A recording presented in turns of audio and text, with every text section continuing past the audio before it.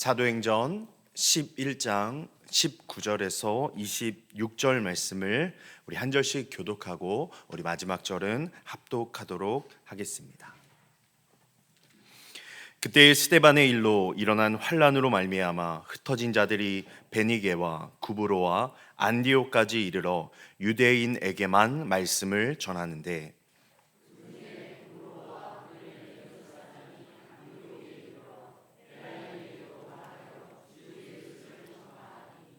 주의 손이 그들과 함께 하심에 수많은 사람들이 믿고 주께 돌아오더라.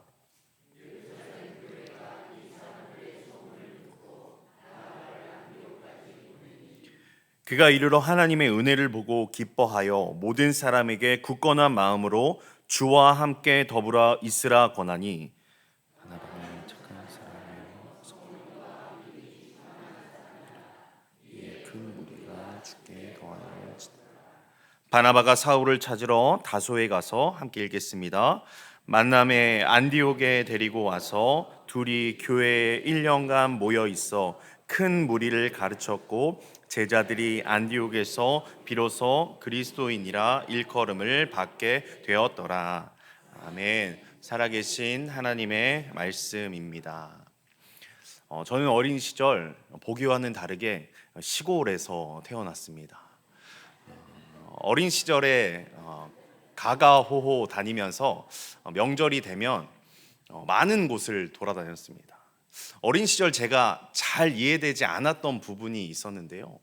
어느 집에 가서 할머니, 할아버지가 따님의 이름을 부를 때 그 자녀의 이름을 불렀다라는 사실입니다. 만약 저희 어머니를 부를 때 저희 할아버지가 현우야 이렇게 불렀다는 거죠. 그래서 저는 어린 시절에 엄마랑 자녀가 이름이 똑같은 사람이 이 세상엔 되게 많구나라는 착각을 했습니다. 나이가 들어보니까요, 그런 게 아니었습니다. 자녀의 이름을 엄마의 이름으로 부르면서 누구야 라고 부를 때 그 첫째 자녀의 이름을 엄마의 이름처럼 불렀다라는 것입니다. 사회생활을 하고요, 나이가 들면 들수록 저의 이름은 사라지고 저의 이름과 다른 이름이 생길 때가 있습니다. 이제 저의 이름을 불러주기보다는 저에게 많은 분들이 김 목사님 아니면 목사님이라고 부릅니다. 직장 생활을 하시는 분들은요, 그분들의 이름을 부르기보다 대리님, 과장님이라고 부르고요. 학교에 다니시는 분들은, 학생들은 선배님, 후배님이라고 부릅니다. 그리고 교회 안에서는요, 이름이 불러지기보다는 김지사님, 박지사님, 오권사님, 박장로님 이렇게 불러지게 된다라는 것입니다. 그런데 이 이름들은요, 단순한 소리가 아닙니다. 그 이름이 불리는 순간 우리는 그 이름에 맞는 사람이 되고 되어 간다라는 사실입니다. 아빠, 엄마라는 이름이 붙는 순간 우리는 한 생명을 책임지는 사람이 되어갑니다. 과장님이라는 이름이 붙는 순간 우리는 한 조직의 일부가 아니라 그 조직을 책임지는 위치에 서 있다라고 느끼게 됩니다. 이처럼 이름은 존재를 규정합니다. 그리고 존재가 규정되면 우리 삶의 방향이 정해진다라는 것입니다. 어떤 사람은 평생 성공한 사람이라는 이름을 얻기 위해 살아가고요.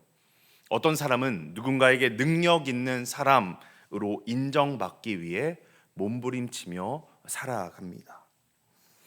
하지만 때로는 어떤 사람은 실패자라는 말을 들은 후 그 말에서 벗어나지 못하는 삶을 살아가기도 합니다. 우리는 생각보다 이름에 민감합니다. 왜냐하면 이름은 우리의 자존감과 연결되어 있고 우리 각자의 삶의 방향과 연결되어 있기 때문입니다. 누군가에게 여러분이 당신은 참 믿을 만한 사람입니다 라는 말을 들으면 그 말은 우리 한 사람 한 사람을 일으켜 세우는 힘이 됩니다.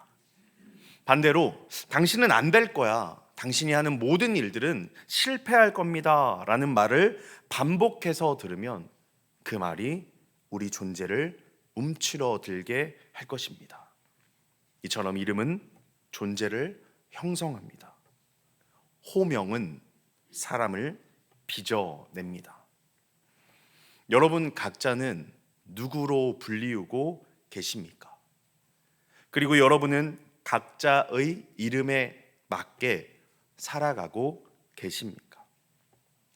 말씀드린 것처럼 세상은 우리에게 수많은 이름을 붙입니다. 성공한 사람, 돈 잘 버는 사람, 능력 있는 사람, 유능한 부모, 괜찮은 신앙인.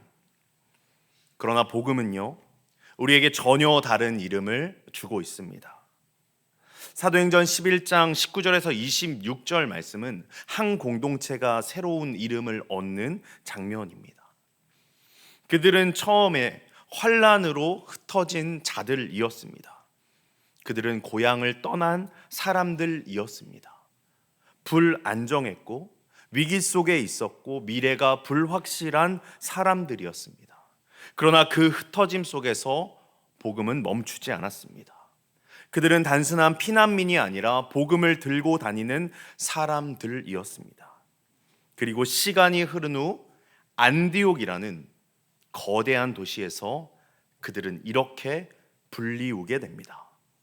그리스도인. 우리는 오늘 말씀을 통해 그리스도인이라는 이름이 어떻게 주어졌는지, 그리고 그 이름이 무엇을 의미하는지를 본문을 따라 살펴보고자 합니다. 오늘 본문 19절 말씀입니다. 그때 스데반의 일로 일어난 환란으로 말미암아 흩어진 자들이 베니게와 구브로와 안디옥까지 이르러 유대인에게만 말씀을 전하는데, 이들은 처음부터 그리스도인이라고 불리운 사람들이 아니었습니다. 그들은 먼저 흩어진 자들이었습니다. 고향을 떠난 사람들, 안정된 삶의 자리를 잃어버린 사람들, 환란을 피해 도망을 친 사람들처럼 보입니다. 그런데 여러분, 본문에 쓰인 흩어졌다라는 말은 헬라어로 씨를 흩뿌리듯이라는 단어를 가지고 있습니다. 씨를 흩뿌리듯 퍼져 있다라는 말입니다. 사람의 눈으로 보면 그들은 박해를 받아 쫓겨난 사람들처럼 보이지만 하나님께서는 그들을 복음에 흩뿌려진 씨앗처럼 보고 계신다는 사실입니다. 그들은 위기 속에 있었고 환난 속에 있었습니다. 상실과 불안 속에 있었습니다. 흩어짐은 그들의 끝이 아니었습니다. 오히려 그 흩어짐을 통해 그들의 사명이 시작되었다라는 것입니다. 당시 교회를 향한 박해는 교회를 무너뜨리지 못했고 오히려 선교의 방향을 확장시키는 계기가 되었습니다. 여러분, 흩어짐은요, 우리에게 상처일 수도 있습니다. 그러나 복음 안에서는 그 흩어짐도 하나님의 도구가 된다라는 것을 우리는 기억해야 합니다. 우리 각자의 인생에서도 원치 않는 흩어짐을 경험할 때가 있습니다. 직장에서 갑작스럽게 이동을 할 때도 있고요. 누군가의 관계에서 단절을 경험할 때도 있습니다. 우리가 예상치 못했던 변화를 겪게 될 때도 있고, 우리가 잘 세워놨던 계획이 한순간에 무너질 때도 있습니다. 그때 우리는 나는 실패했다, 나는 이 세상으로부터 뒤처지고 버려졌다라고 스스로 규정할 때도 있습니다. 그러나 복음은 그때 다르게 우리에게 이야기합니다. 흩어짐은 끝이 아니라 하나님의 재배치라고 말입니다. 이들은 흩어졌지만 정체성을 잃지 않았습니다. 그들은 여전히 그리스도의 복음을 가진 사람들이었습니다. 그 복음을 가지고 베니게와 구브로와 안디옥까지 이르게 됩니다. 그들은 도망친 것이 아니라 그들의 이동을 통해 복음이 확장되었다라는 것입니다. 여기서 중요한 것은 그들이 어디로 갔는지보다 무엇을 가지고 갔는가입니다. 그들은 재산을 가지고 간 것이 아닙니다. 권력을 가지고 간 것도 아닙니다. 그들이 잡고 있는 것은 무엇입니까? 오직 복음뿐이었습니다. 여러분, 정체성은 소유가 아니라 소속에서 나옵니다. 그들이 흩어졌어도 그들은 여전히 그리스도께 속한 사람들이었던 것입니다. 위기는 정체성을 지우지 못합니다. 오히려 위기는 그 정체성을 드러내는 무대가 될 때가 더 많이 있습니다. 이것이 바로 복음이 만드는 우리의 정체성입니다. 환경이 나를 정의하지 못하게 하는 힘, 상황이 나를 규정하지 못하게 하는 능력. 그들은 흩어졌지만 자신을 쫓겨난 자로 살지 않았습니다. 그들은 복음을 가진 자로 살았습니다. 그리고 바로 그 흩어짐이 안디옥 교회의 시작이 되었습니다. 정체성은 편안한 자리에서 만들어지지 않습니다. 흩어짐 속에서, 위기 속에서 복음이 붙들릴 때 정체성은 더욱 선명해집니다. 그러나 선명해진 정체성이 곧바로 완성되는 것은 아닙니다. 복음은 그들을 붙들고 있었지만 여전히 그들 안에는 넘어야 할 경계가 남아 있습니다. 19절 말씀을 보면요, 유대인에게만 말씀을 전했다고 말합니다. 아직 경계가 남아 있었습니다. 그런데 20절에서 놀라운 전환이 일어납니다. 20절 말씀입니다. 그 중에 구브로와 구레네 몇 사람이 안디옥에 이르러 헬라인에게도 말하여 주 예수를 전파하니. 이제 이방인인 헬라인에게 복음이 전해집니다. 이것은 단순한 선교의 확장을 넘어 정체성의 확장입니다. 복음이 경계를 넘기 시작한 순간 공동체의 정체성도 확장되기 시작했습니다. 여러분, 안디옥은요, 로마 제국에서 세 번째로 큰 도시였습니다. 다문화, 다인종, 다종교가 섞인 곳이었습니다. 상업과 철학과 향락이 뒤섞인 대도시였습니다. 그곳은 안전한 종교적 울타리가 아닙니다. 유대회당 중심 공동체도 아닙니다. 완전히 낯선 곳입니다. 그런데 바로 그곳에서 복음은 울타리를 넘어갑니다. 여러분, 우리의 정체성이 확실하지 않으면요, 경계를 넘지 못합니다. 자신이 누구인지 모르면 다른 문화 속으로 들어갈 수 없습니다. 자신이 무엇을 가진 사람인지 모르면 낯선 사람에게 그것을 전할 수도 없습니다.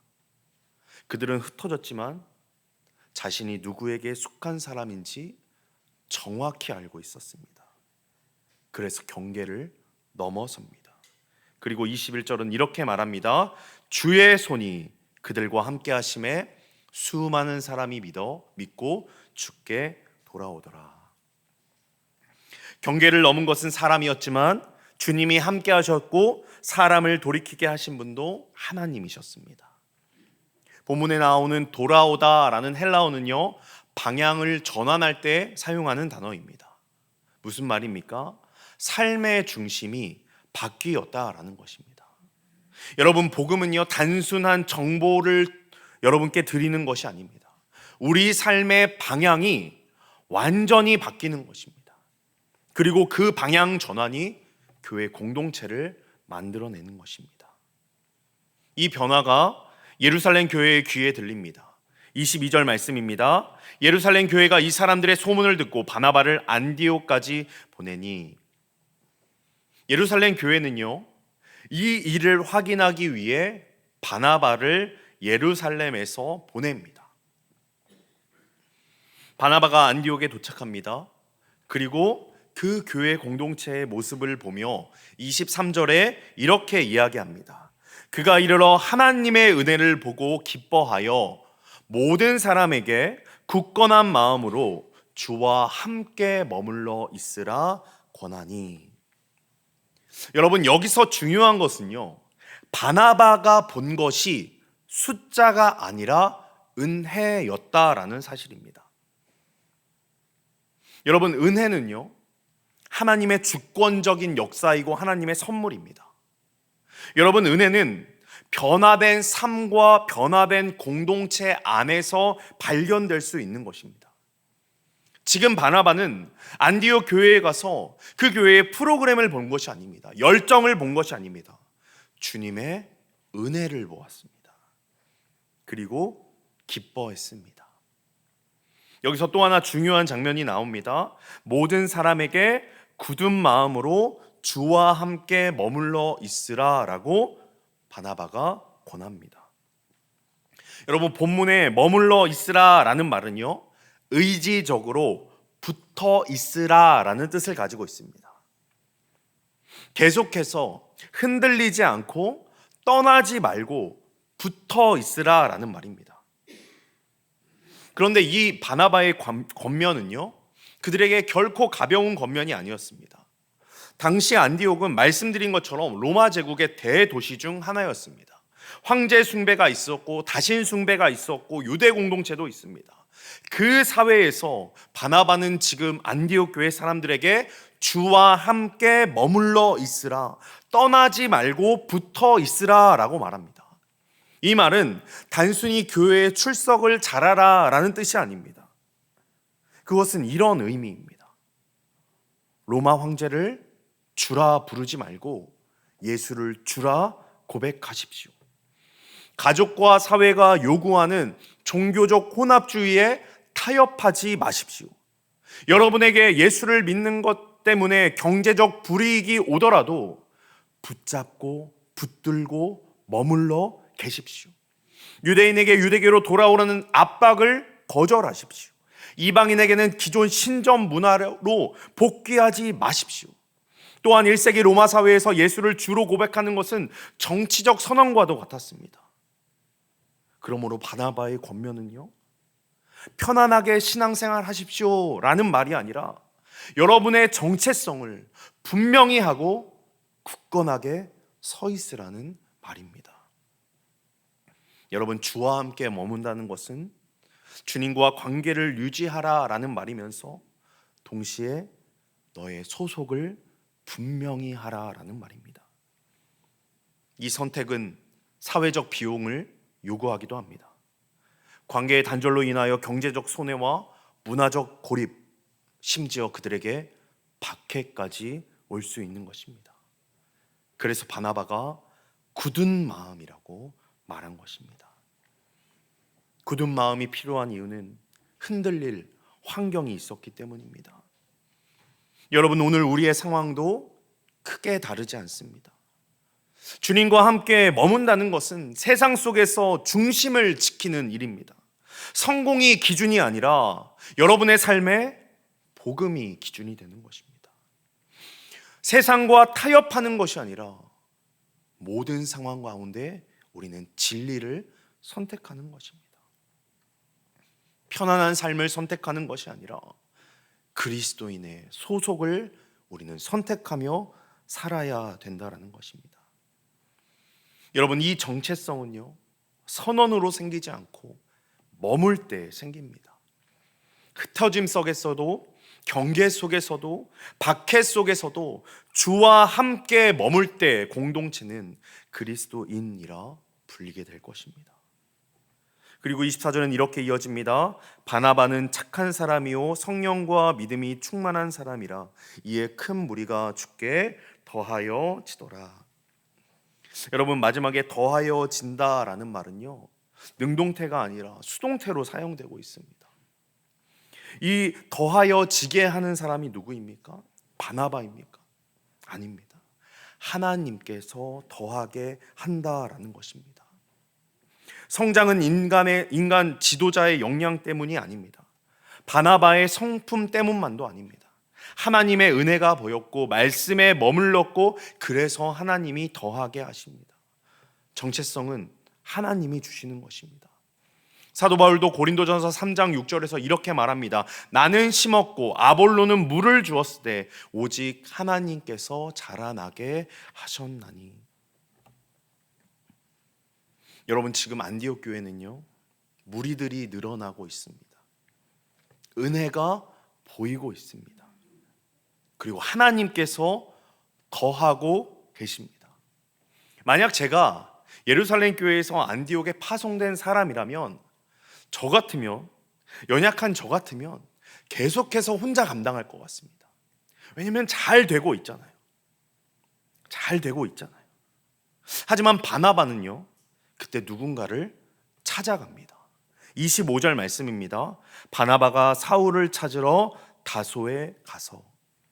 여러분, 우리가 생각하기에는 바나바가 있는 장소와 사울이 있는 장소가 바로 옆 동네라고 생각할 수 있지만 안디옥에서 다소까지는요 약 200km가 넘는 거리입니다. 당시 도보로 열흘 정도 걸리는 거리였다고 합니다. 왕복이면 20일이 넘는 거리죠. 바나바는 왜 사울을 찾아갔을까요? 아무런 의미 없이 찾아갔을까요? 아닙니다. 의도적인 선택이었고 전략적인 결단이 있었습니다. 왜 사울이었을까요? 바나바는 알고 있었습니다. 사울이 이방 선교의 부르심을 받은 사람이라는 사실을 말입니다. 또한 바나바는 바울이 깊은 율법 이해와 복음 신학을 가진 사람이라는 것을 알고 있었습니다. 그는 열정적인 전도자일 뿐만 아니라 공동체를 말씀으로 세울 수 있는 사람이었다는 것을 바나바는 알았다라는 것입니다. 여러분, 성장은 은혜의 결과로 나타날 수 있지만 성도의 정체성은 말씀으로 형성된다라는 사실을, 하나님의 말씀으로 형성된다라는 사실을 바나바는 잘 알고 있었던 것입니다.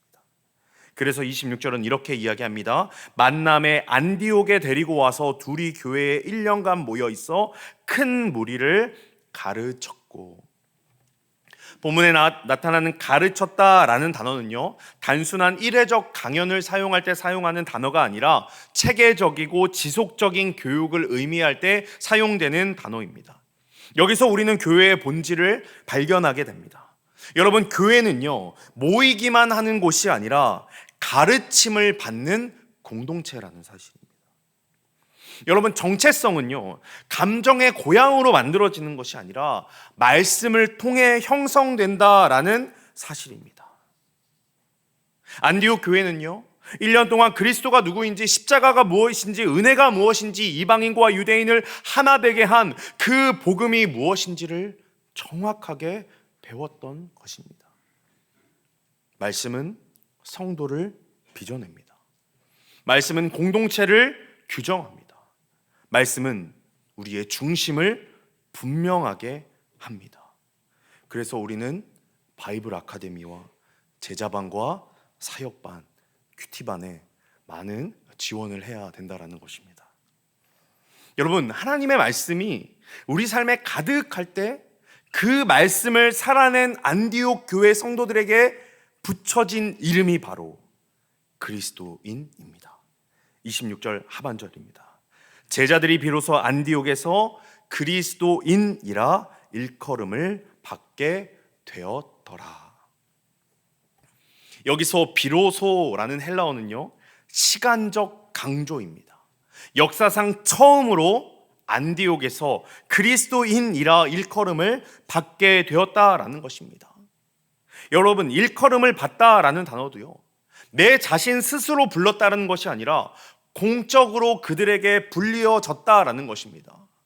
명칭을 얻었다라는 것입니다. 스스로 붙인 것이 아니라는 것입니다.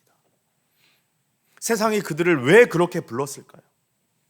그들의 말과 삶이 너무나 그리스도 중심적이었기 때문입니다. 안디옥은 말씀드렸던 것처럼 로마 제국의 다문화 도시였습니다. 수많은 종교가 있었고 수많은 철학이 있었고 수많은 집단이 있었습니다. 그 속에서 이 공동체가 눈에 띄었던 것입니다. 왜냐하면 그들은 한 분, 한 말씀 중심으로 모여 있었기 때문입니다. 그분이 누구입니까? 바로 그리스도 예수입니다. 그리스도인이라는 말은 어떤 사람에게 속한 집단을 의미합니다. 예를 들어 헤롯에게 속한 자들은 헤롯 땅, 황제에게 속한 자들은 황제파. 그러므로 그리스도인은 그리스도에게 속한 사람입니다. 이제 정체성이 분명해졌습니다. 그들은 더 이상 단순히 유대 종교 집단이 아닙니다. 더 이상 회당의 분파가 아닙니다. 그들은 그리스도께 속한 새로운 공동체입니다. 하나님의 말씀이 공동체를 형성했고 형성된 공동체가 정체성을 드러냈고 드러난 정체성이 세상으로부터 이름을 얻었습니다.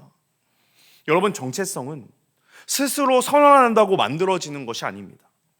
삶과 말씀과 공동체가 그리스도를 중심에 둘 때 세상이 인정하게 된다라는 것입니다. 2026년 1월 기독교 한 연구단체가 발표를 했는데요. 올해 1월 조사입니다.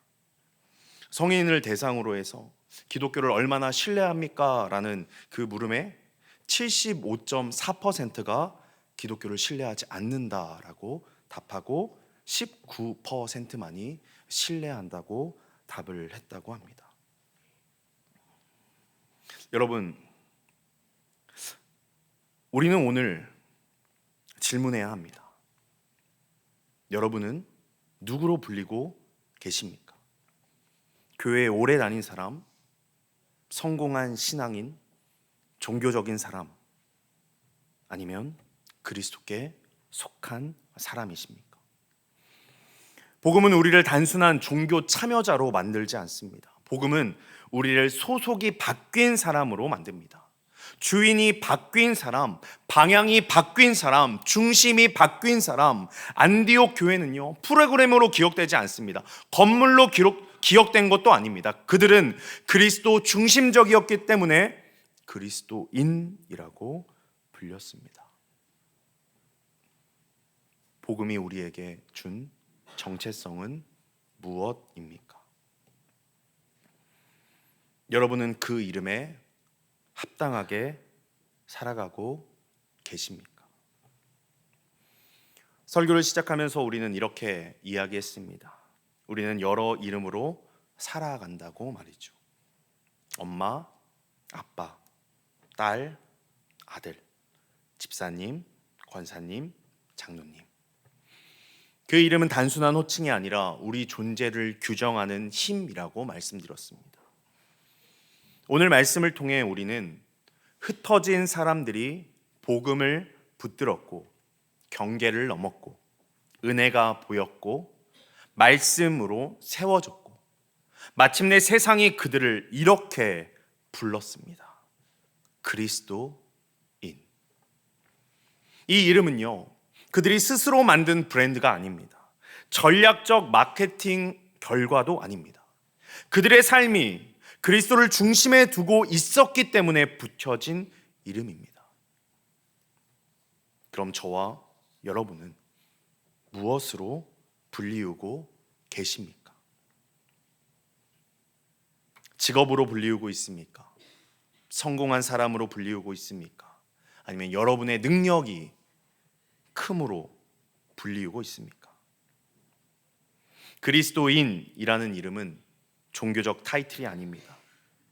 주인이 바뀌었다라는 선언입니다. 내 삶의 중심이 그리스도라는 고백, 내 선택의 기준이 그리스도라는 인정, 내 존재의 소속이 그리스도께 있다는 선언. 그리스도인은 구별된 존재입니다. 세상과 격리된 존재가 아니라 세상 속에서 중심이 다른 존재입니다. 안디옥 교회는요, 도시 한복판에 있었습니다. 문화의 중심에 있었습니다. 그러나 그들의 중심은 달랐습니다. 그들은 문화에 섞여 사는 사람들이었지만 문화에 규정당하지 않는 사람들이었습니다. 왜입니까? 그들은 그리스도께 속한 사람들이었기 때문입니다. 오늘 우리는 스스로에게 질문해야 합니다. 내 삶의 결정들은 그리스도께 속한 사람의 결정입니까? 내 가정에서의 모습은 참 그리스도인 다우십니까? 내 직장에서의 태도는 참 그리스도인 답습니까? 내가 말하는 방식, 내가 돈을 사용하는 방식, 관계를 맺는 방식 속에서 사람들은 무엇을 봅니까? 그리스도입니까? 아니면 나입니까? 사도행전 11장은 우리에게 한 이름을 다시 들려줍니다. 우리 모두의 이름입니다. 그리스도인. 복음은 우리에게 이 이름을 주었습니다. 저와 여러분은 그리스도께 속한 사람입니다. 그렇다면 이제 그 이름에 합당하게 살아야 합니다. 예배를 마치고 삶의 자리에 흩어져도 정체성을 잃지 않는 사람으로, 경계를 넘어도 복음을 붙들며 살아가는 사람으로, 은혜를 보고 기뻐하는 사람으로, 말씀에 붙어 있는 사람으로, 그리고 세상이 볼 때 저 사람은 그리스도께 속한 사람이다 라고 말할 수밖에 없는 사람으로 말입니다. 사랑하는 성도 여러분, 복음이 우리에게 준 정체성은 단순한 교회 소속이 아닙니다. 그것은 존재의 변화입니다. 저와 여러분은 그리스도인입니다. 이 이름을 가슴에 새기고 그 이름에 합당하게 삶을 살아내는 한 주가 되기를 바랍니다. 아멘. 우리 이 시간